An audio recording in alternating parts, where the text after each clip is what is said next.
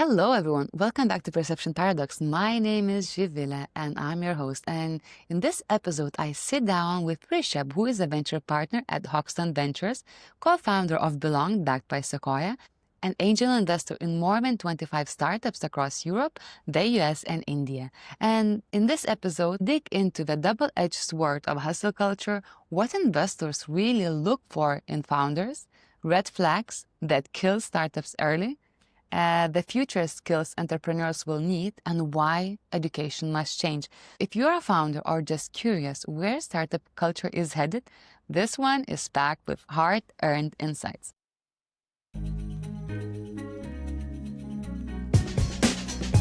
Real people, real stories, and real challenges that break the status quo. I'm your host, Zivile, and welcome to Perception Paradox.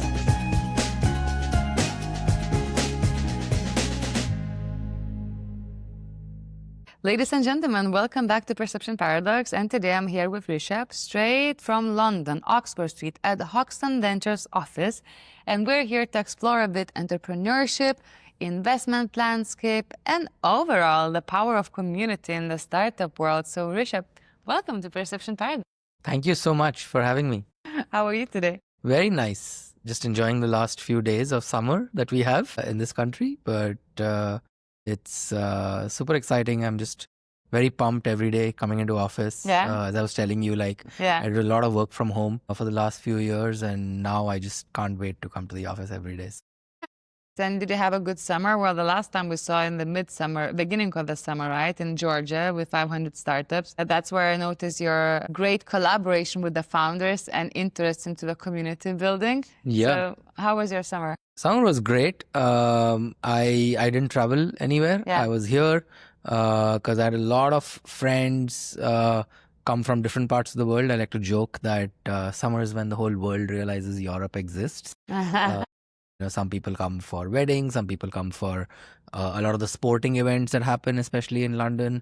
Many people just pass through, so it's a great time to just catch up with a lot of friends. So I was being a great host to everyone. Great founders are always on, so whether it's summer or winter, been meeting a lot of exciting founders this summer, building some pretty cool things. The hustle doesn't stop, right?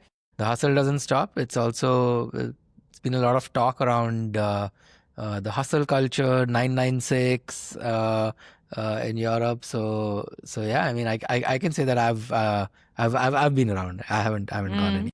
That's cool. But wait. I would like to go back to the 996. So we're talking overall in this world right now about 4 days work week or 4 hours work week, and you're now bringing back 996. Can you elaborate more? So there is a big debate happening right now, which is around, yes, there is obviously been talk of 4-day work weeks, but the flip side to that is you now have this massive boom caused obviously by AI, and in general, especially in Europe, the debate is, hey, the founders in the Valley are spending all their time in the office. How can Europe chill? If we have to compete on the world stage, then you have to put in the hours. And so if you are trying to build a company that is trying to change things, or you're embarking on an ambitious project, you just have to put in the hours, and people need to understand that. And the other side of that feels, well, the number of hours that you put in is not directly correlated. There's a point after which not get the same productivity gains. So that's been the big debate. I've seen both kinds of companies work, though I do believe that in the early days, I think if you put in more hours, you don't want to burn out, but if you're enjoying what you're doing, then yeah, I do think in the early days, the 996 thing makes sense. I mean, honestly, I feel weird about it because coming from India, every week is 996. Yeah, is it? Everybody's working super hard. I remember when I first came here, someone told me that, there's this company called Revolut, and they work really hard, and I'm not really sure, it's just the culture is not right and things like that. And I spoke to a few friends that were working there. They were like, no man, we just work hard. And I was like, And they were like, yeah, it's exactly like back home it was in India. I was like, yeah, so I don't know what everyone's talking about. Like, it seems pretty normal. Like, I ran a startup for 8 years. We were pretty much, call it 996, but we were at the office quite a bit. 997. Yeah, of course. Now, of course, I think a lot depends on what kinds of startup it is. So if you're a startup and you're young, 20-year-olds, probably not married or don't have kids or any other kinds of responsibilities, it's easier to do that. I think if you're older, or say you're a second-time founder, you got a family, you got kids, then you're gonna prioritize your time that way. And so I think the younger folks, you don't have to convince them. They are on board. They are like, yeah, 996 for sure. We'll do 997. We don't care. We're going to live in the office. I think the ones who are a little older, I think a lot of the backlash might be coming from there, and I see the point there. So. Okay, fair enough. But talking about your founder's journey, right? You just mentioned how much time you've been putting into your journey, and that it's important, of course, to rest. But if you want to achieve results, you have to grind. You have to put in the hours and the work. Manifesting is not enough, and visualizing, right? From your founding experience and also being in free ventures, what are the key characteristics of the founding team? I think one of the most important characteristics is that the team has to be driven. You have to want to win, and you have to be able to have that desire to be able to create. I'll pepper that with, it all depends on what is the kind of company that you want to build. So you have to be consistent with what you want to do. Everyone doesn't need to create a $1 billion company, right? There are people who are, I know enough startups where they're very happy growing steadily, 20% year on year. They enjoy, they've got a bunch of customers that really like them. That's perfectly fine. But then don't go and raise $50 million, right? And so I think the first thing is that you need to be very clear on what is it that you want to do, and then figure out, well, if this is what I want to do, then what's the kind of team that I should be building around me. And so with that clarification, I think, having a supreme belief in yourself is unbelievably important.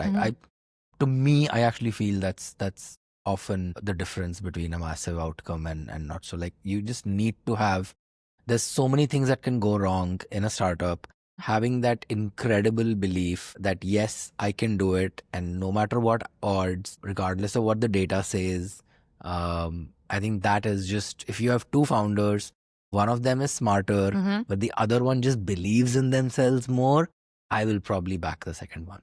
Because the one who has the confidence, because the one who has the confidence can go hire the second person. They'll go and hire the person. Like, they'll be the ones who are more likely to raise that round and go build out a team. Like, you just need to have almost a crazy sort of self-belief. So I think that is something that's really important in any sort of founding team. I think the second is just sort of putting the company before yourself. In the early days of a company, it's often, obviously depends on the kind of company. Is it like a core tech thing, or is it something where it's more about execution and sales? But whatever it is, you often need to keep the company before yourself, and you need to always be thinking about the customer.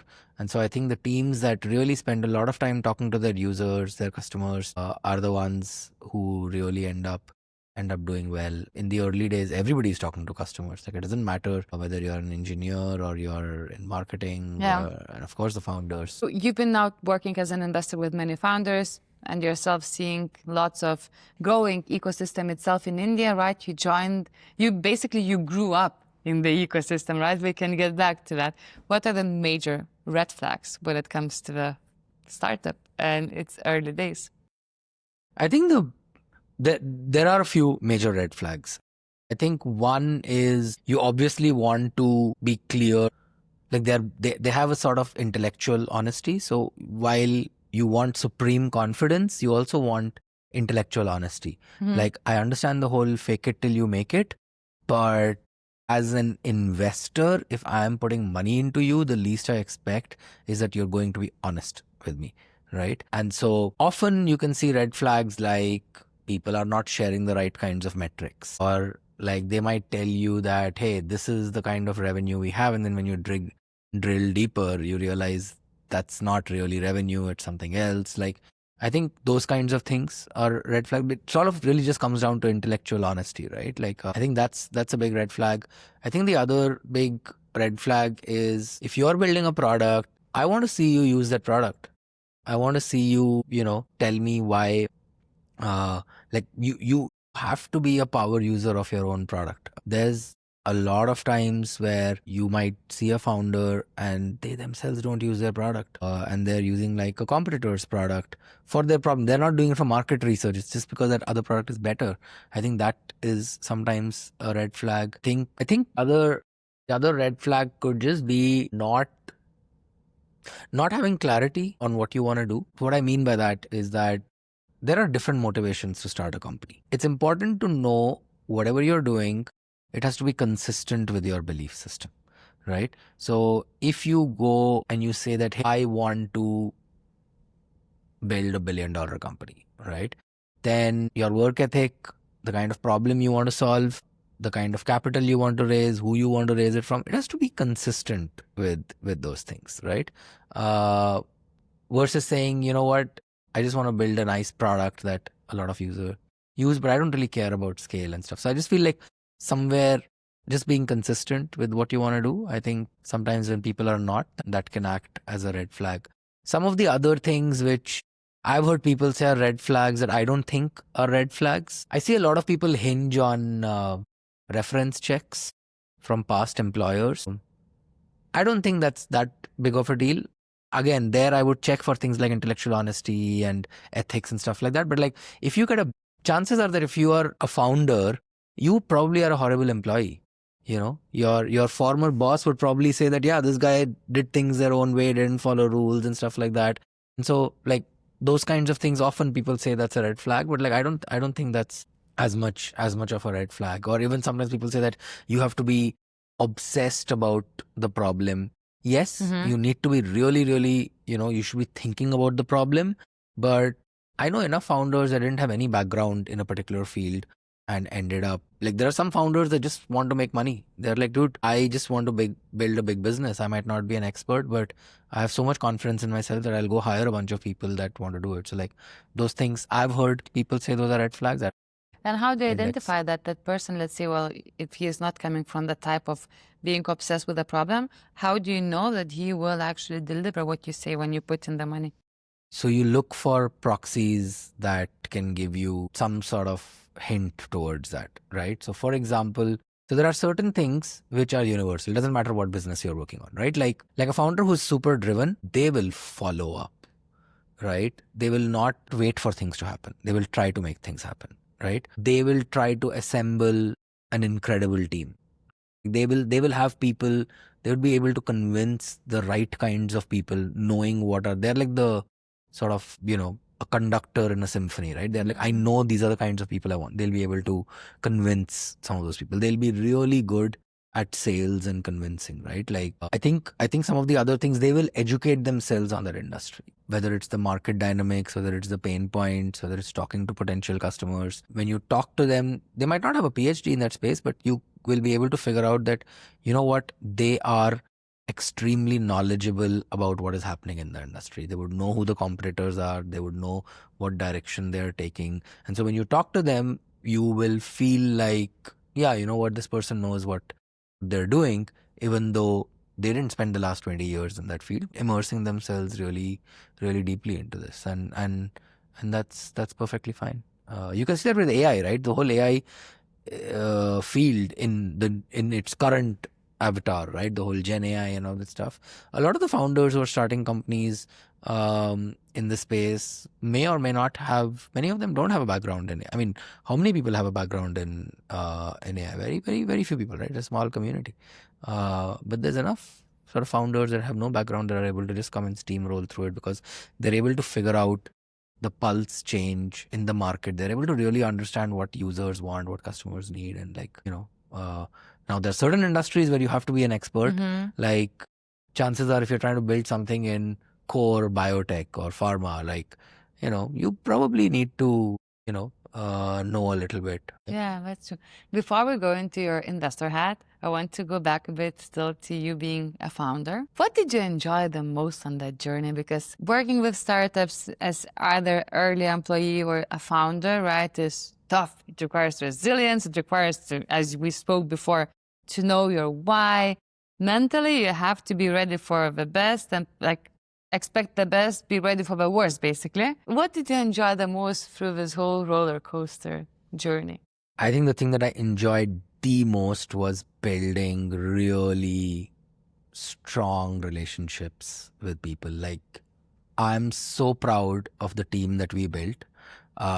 It's just incredible. Some of these folks, you would hire them when they're like 20, 21, and now they've grown up and started companies. And, some of them have gone and become first like employees of like companies like Stripe and so on in India. Many of them have gone ahead to places like Y Combinator. Like, just, I think some of those relationships that I built of the team, I think that was something which just was incredible, both with not just our employees, but like customers, partners, investors. I think that was just like, I wouldn't trade that for anything. I think the second part, which was just very, very enjoyable, was figuring out interesting hacks. When you're a young startup, you don't have the resources of a large company, and ideally you're not supposed to win, because nothing suggests that you should win when somebody else has, more experienced people, more capital, more customers, bigger brand, whatever, right? I think at that time, you don't really follow necessarily rules, and you basically just go and solve problems. I think that part of just coming up with innovative solutions, doing things that don't scale, as Paul Graham says, I think those things I really enjoyed. I loved night outs. Oh man, like the number of night outs. I loved getting work out of people. Like, I would remember a lot of times we would have some grunt work in the office, right? Not particularly inspiring work, but things that have to be done. Deduplication of data in our CRM, right? Pretty shitty job. And I would like convince the team saying that, okay, let's do a pizza party today, and like we'll get a bunch of things, and like people would be there till 3 a.m. in the morning, and then at 3 a.m. we would play Age of Empires. so I mean, almost like bribing the team to. I mean, those are fun. Those are fun memories. I think yeah. I mean, some of these are the most fun times. We had a couple of near-death experiences in the startup when we were running out of cash, or our sales had flattened. And what did you do then? Because interesting fact, if I can jump in quickly. So I was talking with, or maybe was it you who was sharing the story that one founder was running out of cash, and then he spoke with an investor who was the mentor, and the mentor asked, okay, so how long do you have? He was like, 1 month. 1 month? How many calls did you do today? And then basically then he was like, oh yeah, that's true. And the founder went back into doing sales, and actually we managed to close both the round and the clients. Yeah, it's I've seen this now so many times. Invested in a bunch of companies in the 2021 sort of era. 2021 was around the time where fundraising was crazy. NASDAQ, everything was like at an all-time high. There was a lot of money being printed, obviously in the US because of zero inflation, all that stuff, right? And so a lot of companies that raised money in that time quickly realized within 6 to 8 months that they are not going to raise another round, right? The world had changed. The funding had dried up.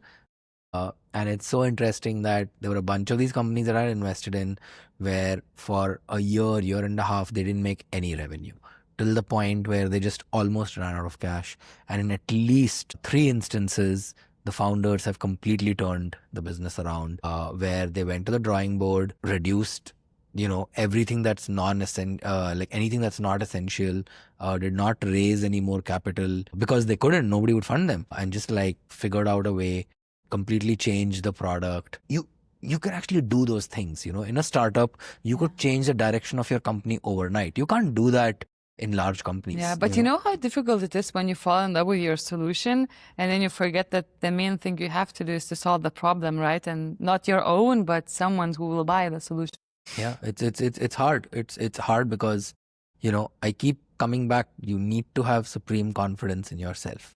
right? To be able to say, you know what, I'm able to see ahead. This is not working out.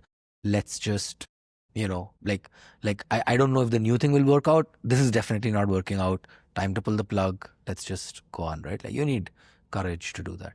Did you always have courage and confidence when you were building a startup?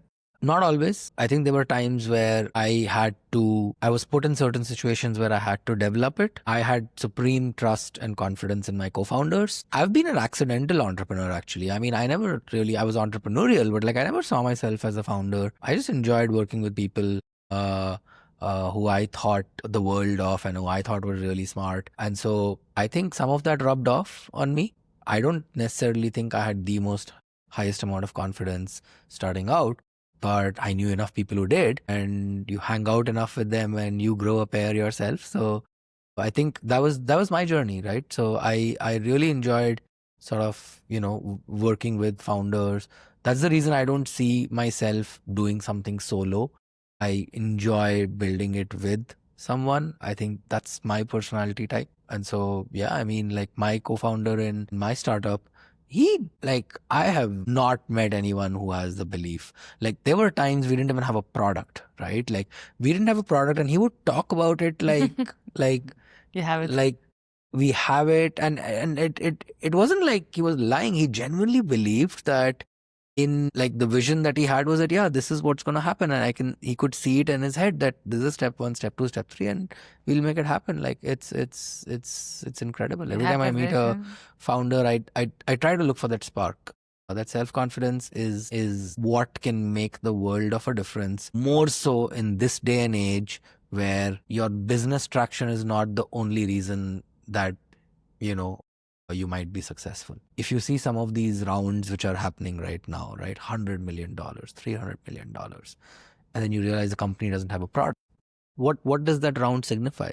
That round signifies that somebody is willing to take a bet on something which is not yet delivered, is far away from delivering.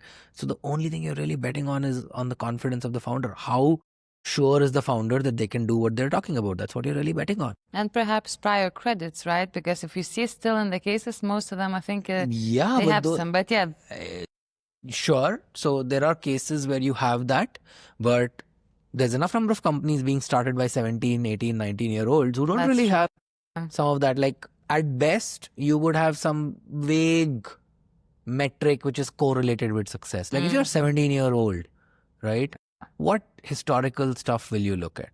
You might look at, hey, that person maybe won an Olympiad, or maybe they went to a good college, or maybe they built some project in their universe. Like beyond that, they've not worked anywhere, right? Like what will you index on? So you will index on clarity of thought. You will index on what kind of team have they built. Like the bar is a little higher because show me what you've done. Like you look at those things, right? But really you look at, is this person driven? Can they, really, build this thing? Get the things done. Yeah. Let's go back again to your founder story. We're a bit drifted away. You mentioned that you were close to running out of cash and facing those big challenges every founder usually does. So let's go back into the case and situation where you were running out of cash. What did you do? What was your proactive approach to save the company and save perhaps the people that were working with you? So the story is that we had raised a bunch of money, and the year after that, our revenue was flat, right? So when we didn't raise a lot of money, our revenue was growing. Then we raised money, and then our revenue was flat. There are a couple of reasons why that happened, but eventually we were like, where is this business going? And I think we sort of felt that we had to change our approach. We were very focused on building the company in a certain way where we were like, we are going to build software. We had read all the blogs of Silicon Valley, YC and all of this stuff. And we're like, hey, if the product is great, people will use it. The best product wins. Well, in a place like India, that's not necessarily true because people don't pay for software in India. So if you need someone to buy software, you have to bundle it as a solution. And then you can still sell software, but they're not going to pay for software necessarily. So we had to literally, it was a Hail Mary. We somehow found a relationship that connected us to the CEO of one of India's largest companies. This was in the telecom space, and we got a 1-hour meeting with the CEO. up till then, our average ticket size for every customer was around $10,000. We would sell a license to our software. Here we went and we just crafted this incredible pitch where we were like, we can reimagine your business. So we were in the HR tech space and the recruitment space. And so we were like, this is what your competitor is doing. They're gonna, this is the kind of talent they hired. This is what you are hiring. Here's how you should be thinking. So almost like a trusted advisor to the CEO, right? This is how consulting firms typically do sales, right? This is how an Accenture or a McKinsey does. So we did that kind of a sale and the founder liked it. This ended up becoming $1 million contract for us. Oh, wow. Our revenue at that time was $400,000, right? So this was like tripled the company's revenue, right? And then this approach made us do this for a lot of other customers. In many ways, if you think about the hottest talk in AI today is that you have this concept called a forward deployed engineer, where you say that, hey, you build out a product, but then you deploy that product in your customer side and somebody from your team goes and sits with that customer and tries to understand their problem and sort of fine tunes that product and right. So Palantir sort of pioneered this approach. I mean, we were doing this in 2014, 2015.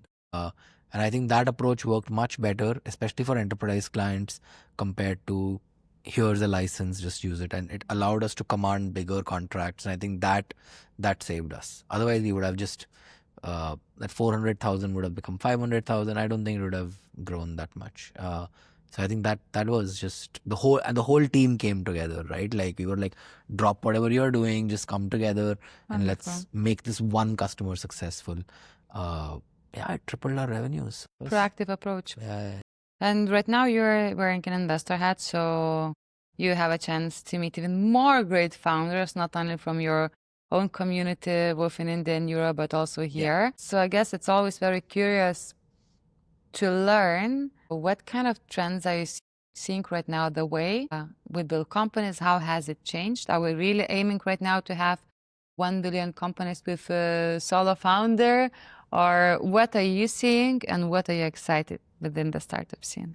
Yeah, I mean, I hope we see a company with a solo founder that becomes $1 billion company. I think we are there's a so 2-3 trends that I've noticed, right? One is I think it's become just very, very competitive. So very rarely does it happen that you come across one company and then you haven't seen 20 other companies do the same thing, right? So there's a lot of concentration around certain ideas, and that's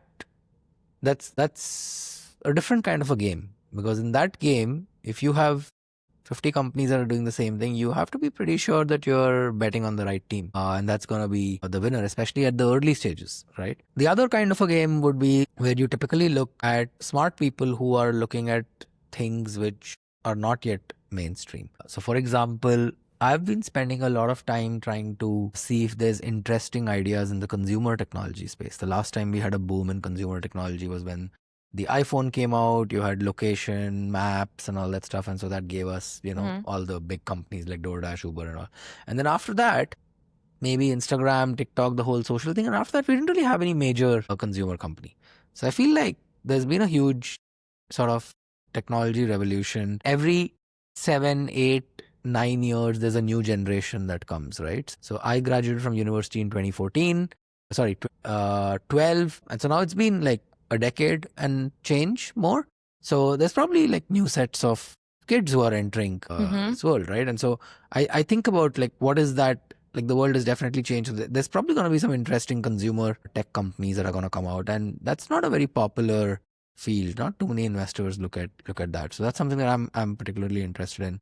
I am seeing obviously a lot of interesting stuff in robotics, which is happening. Europe is pretty good for robotics. You've got some really good universities. So there's a lot of interesting ideas that are coming out within robotics. I'm also enjoying looking at a few sort of lesser or overlooked industries where founders are trying to create interesting stuff. Like there's stuff around in maps and things like that. So that's really interesting. But I'll tell you, right, like the thing that I enjoy the most, tell me, more than anything, okay, I enjoy meeting founders that have been written off. The thing that I enjoy the most, in some ways that's to do with the whole immigrant thing and all, like I love talking to founders that a lot of times people don't care about. It could either be about the space because they're working in a space that is not sexy. It could be because their background is such that the current crop of investors are not able to underwrite, whatever reason, right? So I love meeting immigrant founders. I think they carry a certain sort of, it's hard being an immigrant, right? And on top of that, starting a company, especially when you're in a new country, that's something that I really like to index on. Imagine you worked in a company that's not recognized, nobody knows, but you were able to do some interesting things over there which were 10 times harder than if you were working in a bigger company. Those are the kinds of things that are like, what are the non-credential signals that you can use to identify interesting founder DNA archetypes? I think that's the kind of stuff that I enjoy more than anything else. And some of it comes from my whole sort of, I've enjoyed building communities all my life. And so like sort of feeds into some of that stuff. Right now, we're so much into the era of AI, and the skills and the knowledge that are required from talents, from founders, also shifts, right? We have to be fast and adjust and build fast, fail fast. From your right now observation, what are the critical skills everyone who is listening to us today and want to start a company are a must? Okay. So there's a few here. Obviously, I go back to this again, having a supreme belief in yourself, goes without saying. I think there's two or three things depending upon what kind of company you're building. If you're trying to build something on the B2B enterprise side, large customer contracts, trying to solve big problems, need to really know your customers' processes inside out. AI thing makes things fairly tricky in trying to build something which actually works. So you can build a demo and a prototype, but to make sure it actually works, you need to know your customers' nuances of processes really well. So obviously you either worked in that industry or you forget about 996, you do like 24/7, whatever it takes to just live and breathe with your customers to understand their processes, and then you can build that, right? I think for people who are doing either consumer or, PLG or like that kind of stuff, I think one of the skills you need is rapid sort of iteration, to be able to not be attached to an idea, to just sort of run through. Like one of the things that I heard another investor say is like, ideally, the ideal team used to be like a really strong product person and a really strong engineering person for technology companies. Now, a lot of people are saying it should be an engineer and a designer. And so like to be able to iterate and change ideas is going to be important, because somewhere we're also seeing like a lot of competition. I think to be a strong founder, you also need to think of this whole thing. There's multiple things. You can either be obsessed about what you're doing and then sort of just go deep into that. And so there, what you need is just like the domain knowledge. Or you could be someone who's not attached to an idea, but they're just very opportunistic. And like there are founders who are like that, who are like, I don't care about what I'm doing as long as I'm winning and I'm building something massive. In those cases, very strong skill that you need is the ability to know when to pull the plug, start something new, and to be able to do that quickly enough that you figure something out that sticks. There's enough cases of that as well. So but then you need to have that skill. You can't be taking months and months to figure that out. I've noticed as well with this elevation of how fast do we elevate and how fast do we try, especially with the latest technologies. Yeah, and the reason for that is because a lot of things have not yet set in stone, because this technology is evolving so quickly, right? After a few years, things obviously reach some sort of a stable equilibrium and stuff. And absolutely, it's exciting, and it's exciting. It's also terrifying, because you're like, hey, I mean, I just invested $40 million in something and it might shut down tomorrow, because if the revenue is growing that quickly, it can go away as quickly as well. So being very clear on who you're backing. So I have a tradition in this podcast to leave the listeners with a question to ponder. What would be your question to the audience? Something that I've been really thinking about is, what's the kind of world that we're gonna be living in a few years from now? When I was growing up, the typical recipe was go to a good college, get a good education. Education meant certain things, critical reasoning or some technical prowess or whatever, right? Take up a job in like a top company, or maybe go start up, but like with really smart people or whatever, right? Like, I mean, what will the kid who's born today or was born 5 years ago, what should they be thinking? Maybe it's also an age thing. A lot of my friends have started having kids, and something that they think about a lot, right? Like, what kind of what does it mean educating? What are the skills that somebody has to learn? Historically, we've over the last many years, obviously, there's been a lot of talk of STEM graduates, right? We all need STEM graduates, and it's an interesting debate where people were like, yeah, you need somebody who is focused on the hard sciences. In the pecking order of the economy, arts is relatively at the bottom compared to, say, computer science or something like that. I think that's up for debate now. What does it mean in a world where intelligence can be bought by tokens? How are we going to raise our kids? And that's an important question, because that will determine what the next 50, 60, 80 years look like. I think that's something I think about. That's something I want people to ponder over. Obviously, it's going to play a big role on technology and startups, but I think the world. Thank you so much for today's conversation and all the trial and errors. And thank you everyone who joined us today. It was Rishabh. We recorded it at the Hoxton Ventures office next to the Oxford Street in London. Thank you everyone who tuned in today. I will leave in the show notes the links to the episode and to connect with Rishabh. And yeah, have a great day wherever you are. Thank you. Thank you so much for having me. Thank you. You did it. Oh my God.